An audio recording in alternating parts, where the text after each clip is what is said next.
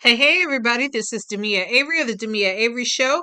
So, this is part two of my series of videos. If you haven't seen the one with the security guard, Eddie Garcia, make sure you go back to my previous video. And that's what happened today at the Diddy trial. Next, we have Derek Ferguson. And Derek Ferguson was the CFO of Bad Boy. So, here we go with his testimony. Um, So it says Ferguson said he is testifying in compliance with a subpoena. So basically, he didn't want to be up there, but he was subpoenaed to be there. He said he worked for Combs and his companies from 1998 until 2017. Ferguson added that he was the CFO at Bad Boy Entertainment from 1998 to 2012. He said his responsibilities included setting budgets, accounting, and record keeping, as well as being involved in some joint ventures and strategic partnerships. Ferguson also said during different periods of the time, Combs' personal finances would also be a part of his responsibility. It goes on to say when Ferguson, the when he first started at the company, he said he interacted with Diddy pretty regularly, a couple of times a week. As more professional management was brought in to run the company, Ferguson said his interactions with Combs became less frequent. Ferguson said that at certain points during his tenure, he reported to the company president. When there was no president, he reported directly to Combs. It goes on to say that Derek Ferguson said he and Diddy Combs were the signatories on business bank accounts during his tenure with Combs companies. Um, it goes on to say that Derek Ferguson said most senior executives at Bad Boy had American Express corporate cards, including Combs. Ferguson testified that Combs would charge business and personal expenses on his card from time to time. He said members of his teams would determine which business or entity a charge pertained to and then use the business's account to pay off that charge. Ferguson goes on to say that cash payments were an industry norm 20 years ago. He said it was not uncommon, especially during his early years working for Combs, that performers would be paid in cash and a performer's manager would at times bring cash to the finance department to be processed. Derek Ferguson, the CFO officer for Diddy, said he was not aware that Diddy Security carried cash for him, saying it was not something I paid any attention to. During his tenure, he said there were periods when third parties were engaged to handle Combs' personal finances and other items. It was internally managed. Ferguson said the finance department managed the finances for Combs' properties that he owned in Miami, the Hamptons, and New York City.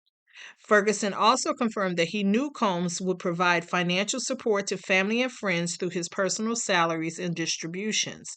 Ferguson said he'd sit down with Combs at least once a year to review his personal finances. Next, and what happened, you guys, the jury saw 2011 bank statements for Sean Diddy Combs' bank account for his Alpine, New Jersey home. On December 14th, the record shows the account transferred $20,000 to Cassandra Ventura. On December 23rd, the record shows an incoming wire transfer from Broderick Ventura, Cassie's father, for $20,000.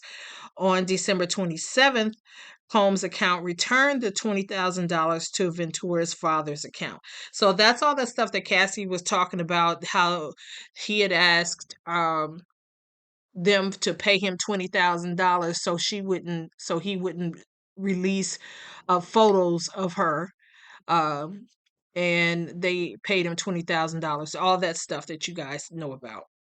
Okay, so it goes on to say Derek Ferguson said he served as CFO until the end of 2012, then worked as chief growth officer for a few years before becoming CEO, Chief Operating Officer of Revolt Media and TV. He said he didn't speak with Diddy often after leaving his employment in November 2017, except for some odds and ends related to his departure and occasionally reaching out on holidays. Combs last reached out to Ferguson on September 16th, 2024. Ferguson said Combs texted to say hello and asked him to give him a call.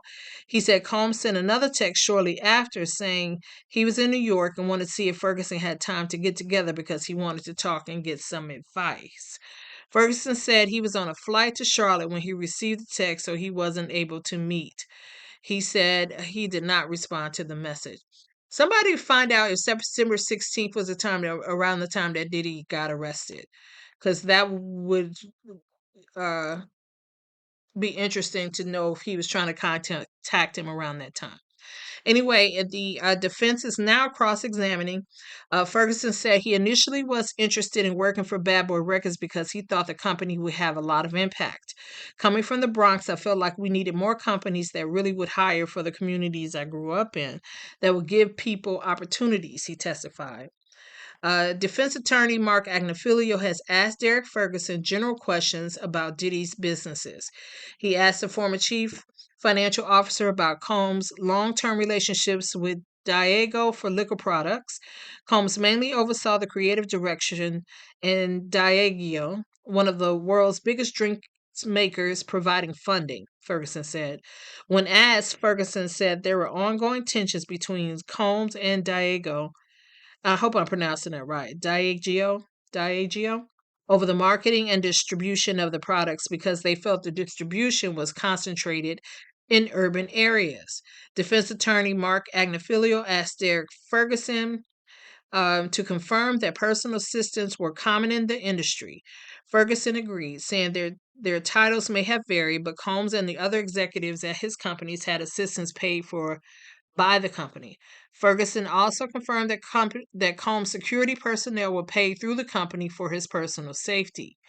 Ferguson said that company taxes were always done correctly. You would never let there be financial impropriety on your watch in that company. Am I right? Defense attorney asked. I would do everything I could to not let that happen, Ferguson responded. Derek Ferguson, head of finance, testified that he never witnessed anyone help Combs commit crimes, nor did he witness acts of violence. Did you see anyone help Sean Combs commit crimes? Defense attorney Mark Agnifilio asked. No, Ferguson responded. Did you see anyone commit acts of violence? Agnifilio asked. No, Ferguson said. Did you see anyone make the company stronger through threats of violence? Agnifilio asked. Ferguson says no. Agnifilio asked Derek Ferguson, did you see anyone enhance Mr. Combs' reputation or the reputation of the business through acts of prostitution? You know what I'm saying? No, Ferguson said. Agnifilio also asked, did you see anyone enhance Mr. Combs' reputation or the reputation of the business through sex trafficking or forced labor? The judge sustained an objection from the government to that question. We're almost finished, guys. Former CFO Derek Ferguson testified that working with Diddy was hard work since they were building businesses from scratch. He recalled working long hours with lots of talented people. We all felt that there was a mission to be great, to represent ourselves in a certain way, Ferguson said. He said Combs' employees were a very close-knit group, especially in the beginning. The defense attorney Agnifilio asked Ferguson what he learned from Combs. I did learn a lot from him. He had a great business mind, and I think he put his mind to something and set a really high aggressive goal and was not afraid of that goal. And I think that's something you can learn from that. He just worked constantly, Ferguson said. His passion for what he did was really high, so the work ethic and number of the hours that he put in something that really pushed the entire team. So that's what was said today, guys. I'm not sure if he's coming back tomorrow, but we'll see. Talk to you later. Bye bye.